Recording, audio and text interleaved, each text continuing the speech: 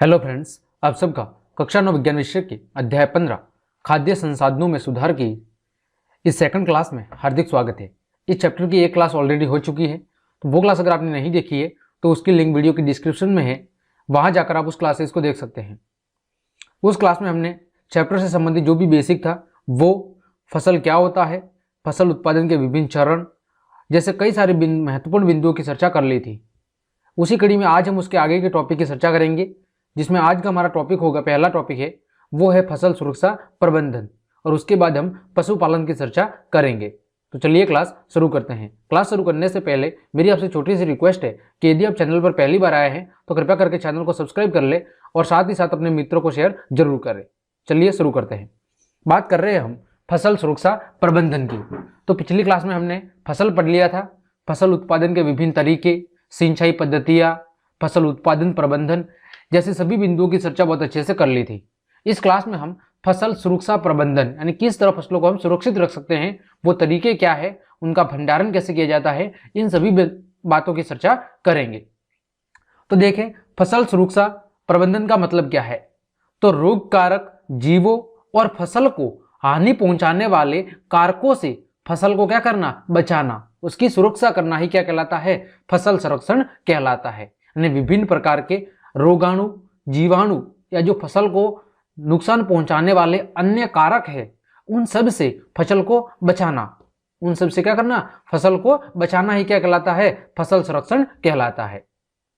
तो इस प्रकार की जो ये कठिनाइयां है फसल संरक्षण से रिलेटेड, इनसे बचने के लिए निम्न कुछ तरीकों का इस्तेमाल किया जाता है। पहला है फसल की वृद्धि के समय कीट व पीड़कनाशी जीवों से।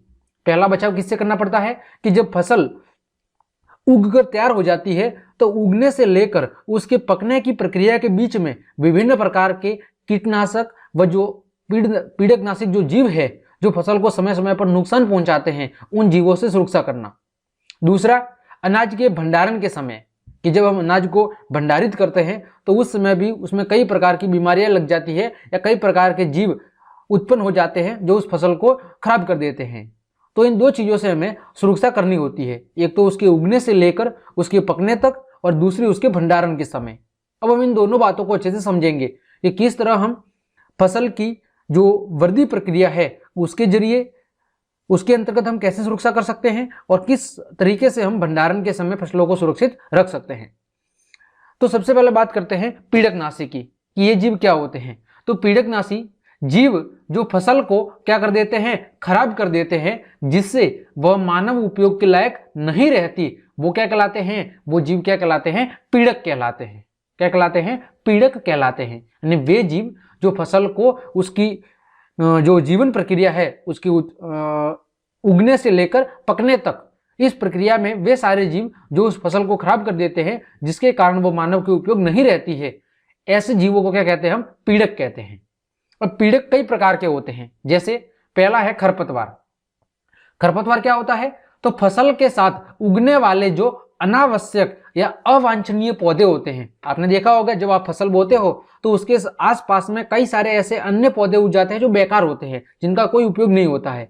तो फसल के साथ उगने वाले जो अवांछनीय पौधे हैं, जिनकी हमें कोई जरूरत नहीं है, जो फसल को नुकसान पहुंचा रहे हैं, वो क्या कहलाते हैं, वो खरपतवार कहलाते हैं। उदाहरण के लिए कुछ पौधों के नाम है, जैसे जैंथियम और पार्थेनियम, ये कुछ खरपतवार पौधों के उदाहरण है। दूसरा है कीट। तो कीट विभिन्न प्रकार से फसल और पौधों को क्या करते हैं, नुकसान पहुंचाते हैं। ये कीट जड़ों को, तना या पत्तियों को काट देते हैं, क्या कर देते हैं, पत्तियों को खा जाते हैं या काट देते हैं। और पौधों के विभिन्न भागों के कोष रस को सूंचकर क्या कर देते हैं, ये नष्ट कर देते हैं, जिसके कारण पौधा फिर आगे वृद्धि या विकास नहीं कर पाता है। तो दूसरा क्या प्रकार है, कीट। तीसरा है रोगाणु। अलग अलग तरह की बीमारी आती रहती है पौधों में भी। तो कोई जीव जैसे बैक्टीरिया हो गया, फंगस हो गया या वायरस हो गया, जो पौधों में क्या करते हैं, अलग अलग तरह की बीमारी पैदा करते हैं, वो सारे क्या कहलाते हैं, वो सारे रोगाणु कहलाते हैं। ये फसलों में पानी के जरिए, हवा के जरिए या मिट्टी के द्वारा क्या होते हैं, पहुंचते हैं, और फिर वो उस फसल को क्या करते हैं, नुकसान पहुंचाने का काम करते हैं। आगे बढ़ते हैं।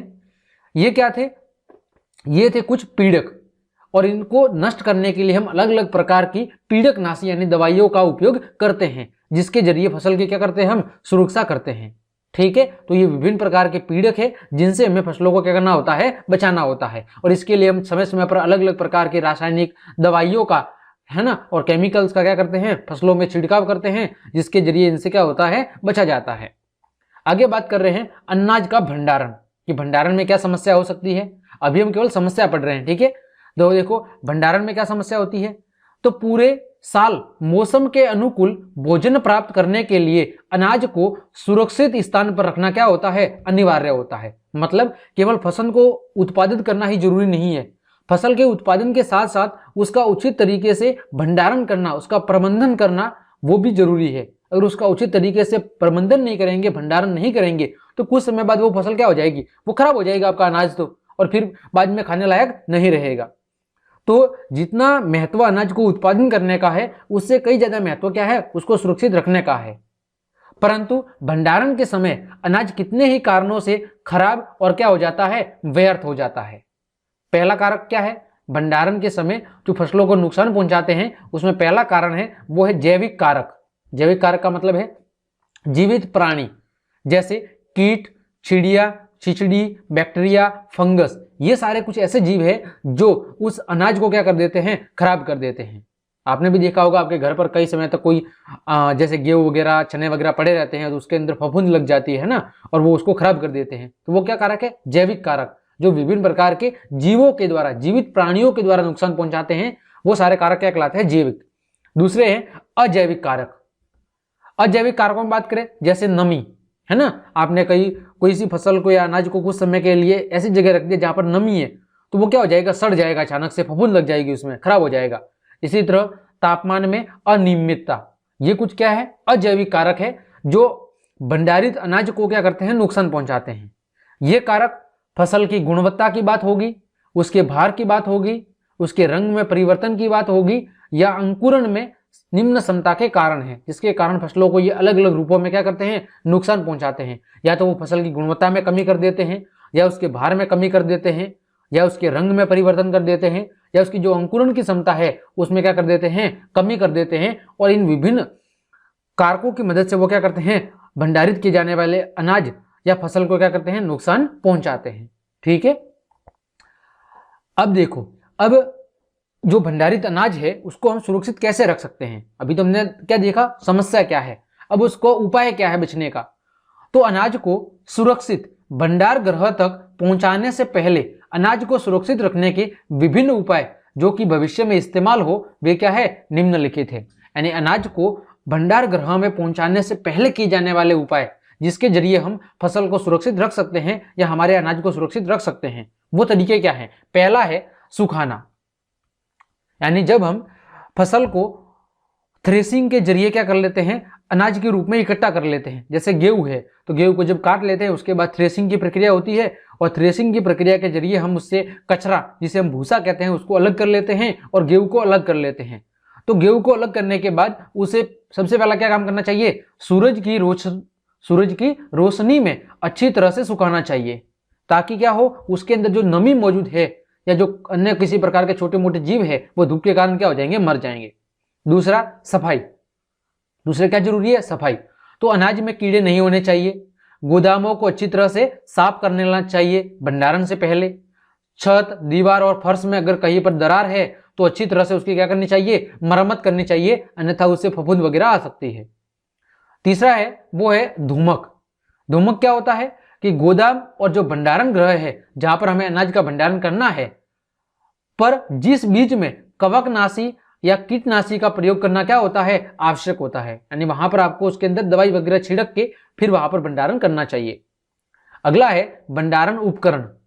कुछ भंडारण उपकरण जैसे पूसाधानी, पूसा कोठार, पंत कुटला आदि उपकरण और संरचनाएं अपनानी चाहिए। यह क्या है, भंडारण करने के कुछ उपकरण है। साफ और सूखे दाने को प्लास्टिक बैग में सुरक्षित रखना चाहिए, तो इनमें वायु, नमी या तापक्रम का प्रभाव नहीं होता और बाहर के वातावरण का भी कोई प्रभाव नहीं होगा। तो ये क्या है, ये कुछ तरीके हैं जिनकी मदद से हम अनाज को भंडार गृह में पहुंचाने से पहले या भंडार गृह में सुरक्षित रख सकते हैं, ताकि वो लंबे समय तक खराब नहीं हो। ठीक है, अगला है फसल सुरक्षा प्रबंधन के अंदर ही एक उपाय है, वो है फसलों को सुरक्षित रखने का कार्बनिक खेती। कौन सी खेती? कार्बनिक। तो कीटनाशक और उर्वरक का प्रयोग करने के अपने क्या है? दुष्प्रभाव है। यानी फसलों के अंदर हम जितने प्रकार के केमिकल्स या उर्वरक का उपयोग कर रहे हैं उससे में जितना फायदा है उससे अधिक क्या है? नुकसान भी है। ये क्या करते हैं? ये प्रदूषण फैलाते हैं और लंबे समय के लिए मिट्टी की जो उपजाऊपन है या मिट्टी की जो उपजाऊपन का गुण है, उसकी जो गुणवत्ता है मिट्टी की, उसको क्या करते हैं? कम करते हैं। जो हमें अनाज, फल और सब्जियां प्राप्त करते हैं उनमें क्या मिले होते हैं? हानिकारक रसायन मिले होते हैं, क्योंकि उनका उत्पादन हम केमिकल के जरिए कर रहे हैं। तो निश्चित रूप से जो हम अनाज, फल, सब्जियां प्राप्त कर रहे हैं वो भी कैसी होगी? वो भी केमिकल युक्त होगी। तो कार्बनिक खेती का मतलब क्या है कि जो ऑर्गेनिक खेती है उसमें न के बराबर कीटनाशक अथवा उर्वरक का इस्तेमाल किया जाता है। यानी ऐसी खेती जिसमें न के बराबर कीटनाशक अथवा उर्वरकों का उपयोग किया जाता है, ऐसी खेती को क्या कहते हैं? कि कार्बनिक खेती या ऑर्गेनिक खेती कहते हैं। ठीक है, तो ये हमारा जो भी टॉपिक था वो फसलों से रिलेटेड टॉपिक पूरा हो गया। अब हम बात कर रहे हैं पशुपालन की। तो पशुपालन क्या होता है कि घरेलू पशुओं को वैज्ञानिक ढंग से पालने को क्या कहा जाता है? पशुपालन कहा जाता है। यानी जो हमारे घरेलू पशु है उनको एक व्यवस्थित तरीके से जो पालने की प्रक्रिया है वो क्या कहलाती है? पशुपालन कहलाती है।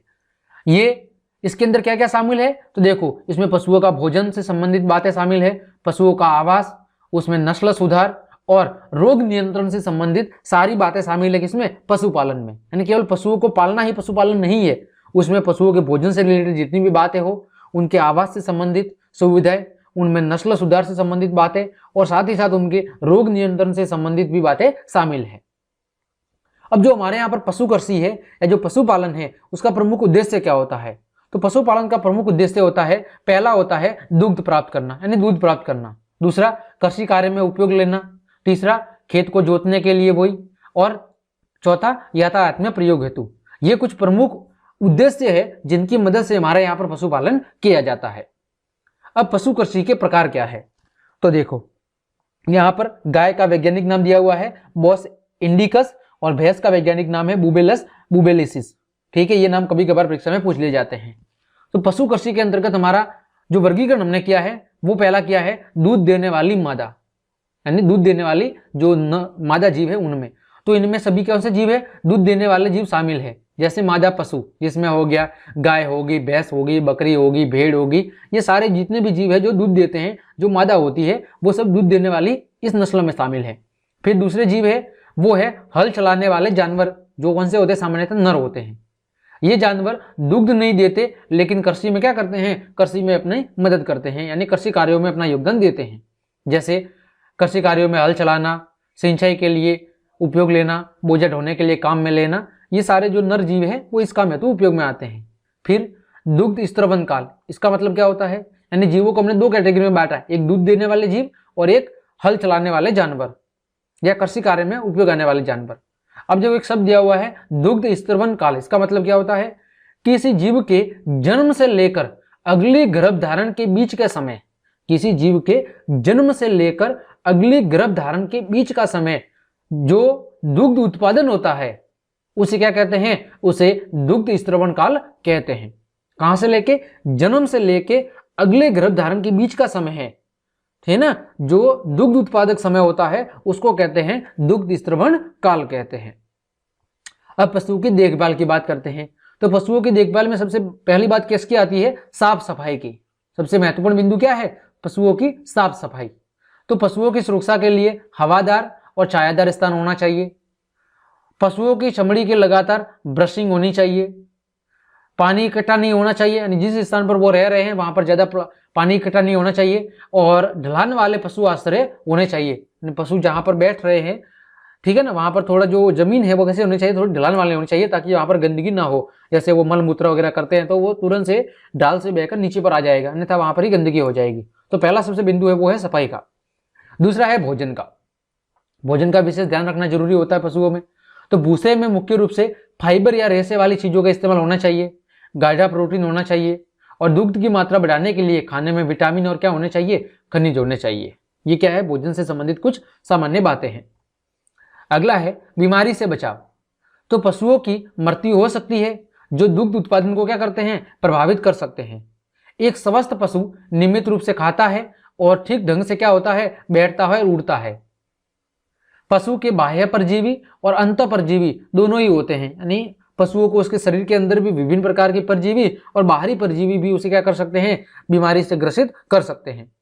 बाह्य जो परजीवी है उनके द्वारा कौन से रोग हो सकते हैं, त्वचा से संबंधित रोग हो सकते हैं, और अंत परजीवी के द्वारा आमाशय, आंत और यकृत संबंधी रोग हो सकते हैं। तो ये पशुओं में अलग अलग तरह की बीमारी हो सकती है, कोई उनके शरीर के भीतर वाले हिस्से में भी हो सकती है जो अंत परजीवी के द्वारा, और कोई शरीर के बाहरी वाले हिस्से में भी हो सकती है जो बाह्य परजीवी के कारण हो सकती है। अब बचाव क्या है, तो बचाने के लिए पशुओं को भी समय समय पर क्या लगाना चाहिए, टीका लगाना चाहिए।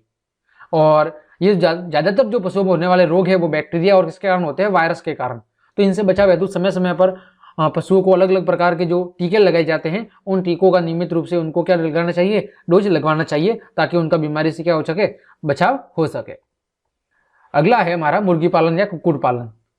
तो देखो मुर्गी पालन का मतलब क्या है कि अंडे और कुक्कुट मांस के उत्पादन को बढ़ाने के लिए क्या किया जाता है, मुर्गी पालन। मुर्गी पालन के दो ही मेन मकसद है, या तो अंडे उत्पादन करना या फिर मांस उत्पादन करना।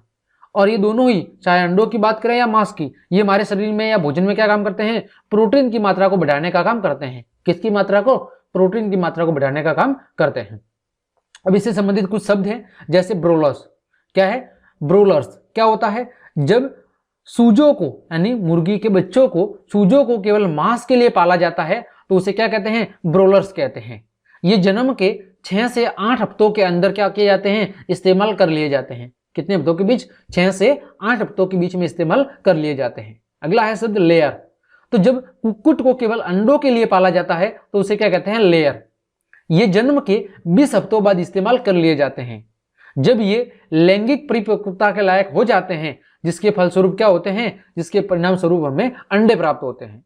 ठीक है, तो ये दो शब्द आपको याद रखने, एक ब्रोलर्स और एक लेयर। अगला है मुर्गी उत्पादन। अब मुर्गी उत्पादन की जो कुछ विशेषता है, विशेषताओं के कारण क्या करके हम संकरण करके अलग अलग प्रकार की जो मुर्गियों से संबंधित जो किस्म है वो तैयार कर सकते हैं, जिससे क्या हो, चूजों की संख्या अधिक से अधिक हो और उनकी किस्मों भी कैसी हो, अच्छी हो। ऐसा हम कैसे कर सकते हैं, संकरण के जरिए कर सकते हैं। और हम संकरण के जरिए ऐसे प्रकार के जीवों का विकास कर सकते हैं जिनमें कुछ निम्न विशेषता हो। पहली, कम खर्च में उनका रख रखाव हो। दूसरा, छोटे कद के ब्रोलर माता पिता द्वारा चूजों के व्यावसायिक उत्पादन हेतु, है ना, छोटे कद के ब्रोलर माता पिता होने चाहिए, और जो ताकि चूजों का जो व्यावसायिक उत्पादन है उसके लिए ज्यादा से ज्यादा चूजों का उत्पादन किया जा सके। फिर ऐसे जीव होने चाहिए जिनमें गर्मी को सहन करने की क्षमता होनी चाहिए, और साथ ही साथ उच्च तापमान को सहन करने की भी क्षमता होनी चाहिए, ताकि वो विपरीत परिस्थितियों में भी क्या हो, बने रहें और आसानी से वो रोग ग्रसित ना हो।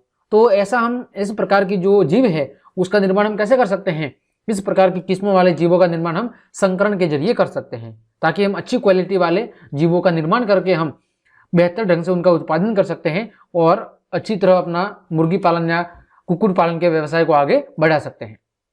अगला है हमारा मत्स्य उत्पादन या मछली उत्पादन। तो हमारे भोजन में प्रोटीन का जो मुख्य स्रोत है वो क्या है, एक मछली भी है। जैसे अंडे और मुर्गी के मांस से हमें क्या मिलता है, प्रोटीन मिलता है, ठीक उसी तरह मछली से भी हमें क्या मिलता है, प्रोटीन मिलता है। अब मछली का जो उत्पादन है वो 2 प्रकार से होता है। कितने प्रकार के, 2 प्रकार से। एक पंख युक्त मछलियां होती है और दूसरी होती है कवचीय मछलियां। पंख युक्त मछलियां, जैसे ये जो मछलियां हैं ये स्वच्छ जल, जिसमें कटला, रोहू, मृगल, कॉमन, ये कुछ मछलियों के नाम है जो पंख युक्त मछलियां होती है और शुद्ध पानी में पाली जाती है।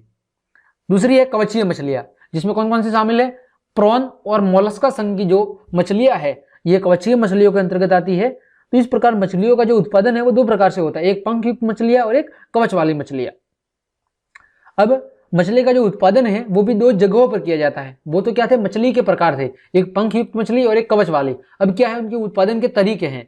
तो 2 तरीकों से उत्पादन हो सकता है, एक प्राकृतिक स्रोतों में और दूसरा मछली संवर्धन यानी कृत्रिम रूप से। तो पहला है प्राकृतिक स्रोतों में। तो विभिन्न प्रकार के जल स्रोतों से जीवित मछलियां क्या हो जाती है, पकड़ी जाती है। इसे क्या कहते हैं हम, प्राकृतिक स्रोतों से मछली का उत्पादन कहते हैं। दूसरा है मछली पालन या मछली संवर्धन। इसमें हम क्या करते हैं, इसमें हम कृत्रिम तरीके से मछलियों को पालते हैं और उसके बाद हम उनकी क्या करते हैं, प्राप्ति करते हैं। इसे क्या कहते हैं, मछली संवर्धन कहते हैं। अब बात करें समुद्री मत्स्यिकी की, तो समुद्री मत्स्यिकी का मतलब क्या है कि समुद्र के अंदर ही मछलियों का क्या करना, उत्पादन करना। तो समुद्री संवर्धन से मछली प्राप्त करना क्या कहलाता है, समुद्री मत्स्यिकी, यानी समुद्र के अंदर ही मछलियों का उत्पादन करना। यह समुद्र अथवा कहाँ किया जाता है, लैगून झील में किया जाता है। कम खर्च करके अधिक मात्रा में इच्छित मछलियों का जल में संवर्धन किया जाता है, जिसे क्या कहते हैं, जल संवर्धन कहते हैं। यानी जल के अंदर मछलियों का उत्पादन करना क्या कहलाता है, जल संवर्धन कहलाता है। ठीक है। भविष्य में समुद्री मछलियों का भंडारण कम होने की अवस्था में मछलियों की आपूर्ति संवर्धन द्वारा ही हो सकती है, और इस प्रणाली को हम क्या कहते हैं, समुद्री संवर्धन कह सकते हैं। यानी भविष्य में जो समुद्र के अंदर पाई जाने वाली जो प्राकृतिक रूप से मछलियां हैं, उनको धीरे धीरे संख्या कम हो रही है, तो ऐसी स्थिति में हम कृत्रिम ढंग से उन मछलियों का क्या करेंगे, उत्पादन करेंगे समुद्र के अंदर। इसे हम क्या कहेंगे, समुद्री संवर्धन। तो कुछ आर्थिक महत्व वाली समुद्री मछलियों का समुद्री जल में संवर्धन भी किया जाता है। इनमें प्रमुख कौन कौन सी है, मुलेट, फैटकी, पल्स स्पॉट और कवचीय मछलियों में जैसे झींगा, मसल, ओएस्टर। ठीक है। ओएस्टर का जो संवर्धन है वो मोतियों को प्राप्त करने के लिए भी किया जाता है। ये आपको विशेष रूप से याद रखना है, एक नंबर में पूछा जा सकता है कि कौन सी मछलियों का उत्पादन मोतियों को प्राप्त करने के लिए किया जाता है, तो ओएस्टर मछलियों का संवर्धन मोतियों को प्राप्त करने के लिए किया जाता है। अगला है अंतःस्थलीय मत्स्यिकी। तो मछली संवर्धन ताजे जल में होता है, जैसे तालाब, नदियां, नाले, जल भराव। वो किसमें था, समुद्र में। ये कौन सा है, अंतःस्थलीय, जिसमें किसी स्थल वाले भाग पर छोटे छोटे स्थान जैसे तालाब हो गया, नदियां होगी, छोटे छोटे नाले हो गए या जल भराव स्थल हो गया, वहां पर हम कृत्रिम तरीके से मछलियों का जो उत्पादन करते हैं उसे क्या कहते हैं, अंतःस्थलीय मत्स्यिकी कहते हैं। ठीक है। अगला है मिश्रित मछली संवर्धन। इसका मतलब क्या है कि जब हम एक ही तालाब में 5 से 6 प्रकार की मछलियों का संवर्धन करते हैं, उत्पादन करते हैं, तो इसे क्या कहते हैं, मिश्रित मछली संवर्धन। यानी एक ही जगह पर हम एक से अधिक प्रकार की मछलियों का क्या करते हैं, संवर्धन करते हैं। इस प्रक्रिया में देसी और आयातित प्रकार की मछलियों का प्रयोग किया जाता है। इनमें ऐसी मछलियों को चुना जाता है जिनमें आहार के लिए प्रतिस्पर्धा बहुत ही कम हो, और उनके आहार कैसे हो, उनके आहार या भोजन अलग अलग हो, ताकि वो एक दूसरे का भक्षण नहीं करे। जैसे कटला मछली जल की सतह से अपना भोजन लेती है, रोहू तालाब के मध्य क्षेत्र से अपना भोजन लेती है। इसी प्रकार ये सभी मछलियां साथ साथ रहते हुए भी बिना स्पर्धा के अपना आहार क्या करती है, प्राप्त करती है। इससे मछली के उत्पादन में क्या होती है, वृद्धि होती है। ठीक है। आगे बात कर रहे हैं इसकी कुछ समस्या क्या है। तो समस्या यह है कि इसमें कई प्रकार की जो मछलियां है वो केवल वर्षा ऋतु में ही क्या करती है, जनन करती है, जिसके कारण अधिकतर मछलियां तेजी से वृद्धि नहीं कर पाती। इस समस्या के बचने के हेतु किसका उपयोग किया जाता है, हार्मोन का उपयोग किया जाता है, ताकि किसी भी समय मछली जनन के लिए क्या हो, तैयार हो, और ज्यादा से ज्यादा मात्रा में मछलियों का क्या हो, उत्पादन हो। ठीक है। अगला है मधुमक्खी पालन।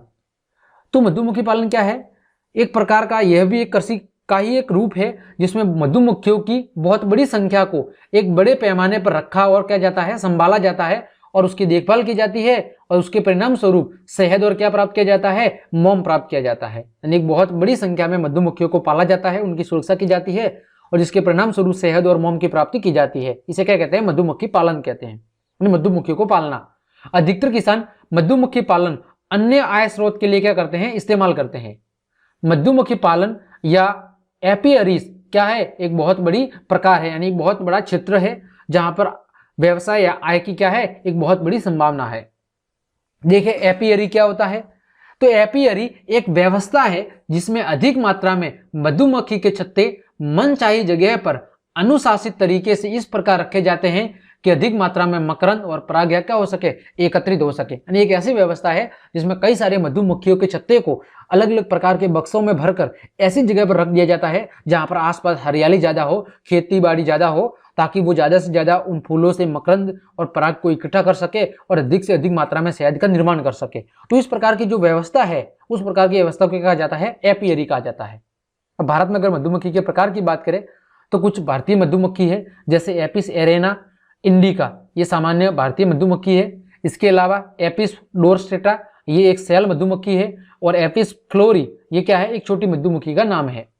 यूरोपियन मधुमक्खी भी भारत में इस्तेमाल की जाती है, और उसका नाम क्या है, एपिस मेलिफेरा। ये कुछ मधुमक्खियों के प्रकार के नाम हैं, कुछ आपको याद रखने हैं, जैसे Apis cerana indica, Apis dorsata, Apis florea और एपिस मेलिफेरा। अब बात करें शहद की। शहद क्या होता है, वैसे ये शहद तो आप सबने खाया ही होगा। तो यह एक गाढ़ा और मीठा क्या होता है, तरल पदार्थ होता है। कैसा होता है, गाढ़ा और मीठा क्या होता है, तरल पदार्थ। किसके काम आता है, ज्यादातर ये दवाइयों में यानी औषधीय उपयोग में लाया जाता है और शर्करा के रूप में काम में लिया जाता है। साथ ही इसे ताकत या ऊर्जा प्राप्त करने के लिए भी उपयोग में लिया जाता है। ठीक है, आगे बात करें चरागाह। चरागाह का मतलब क्या है कि मधुमक्खियां जिन स्थानों पर मधु एकत्रित करती है उसे मधुमक्खियों का क्या कहते हैं, चारागाह कहते हैं। मधुमक्खी क्या करती है, पुष्पों या फूलों से मकरंद और पराग को क्या करती है, एकत्रित करती है और फिर उसे शहद में परिवर्तित करती है। चरागाह के पुष्पों की किस्में शहद के स्वाद और गुणवत्ता को क्या करती है, प्रभावित करती है। सीधी सी बात है, चारागाह में जिस तरह के फूल होंगे उनका जैसा स्वाद होगा वैसा ही स्वाद शहद का प्रभाव कहाँ हमें देखने को मिलेगा, उस शहद में देखने को मिलेगा। जैसे कश्मीर का बादाम शहद बहुत क्या होता है, स्वादिष्ट होता है। तो ये था मधुमक्खी पालन से रिलेटेड कुछ सूचना। तो इस प्रकार आपका जो चैप्टर है वो आज यहीं पे समाप्त होता है। क्लास देखने के लिए आप सभी को धन्यवाद। उम्मीद करता हूँ सारी बातें आपको अच्छे से समझ में आई होगी। बिल्कुल सरल टॉपिक था और आप सब जानते ही होंगे। तो अगर आपको क्लास पसंद आई है तो फिर लाइक, कमेंट, शेयर और सब्सक्राइब जरूर ठोक दे। अगले क्लास में हम इसके पार्ट के भीतर दिए गए और साथ ही अभ्यास के प्रश्नों को सॉल्व करेंगे। तब तक के लिए आप सभी को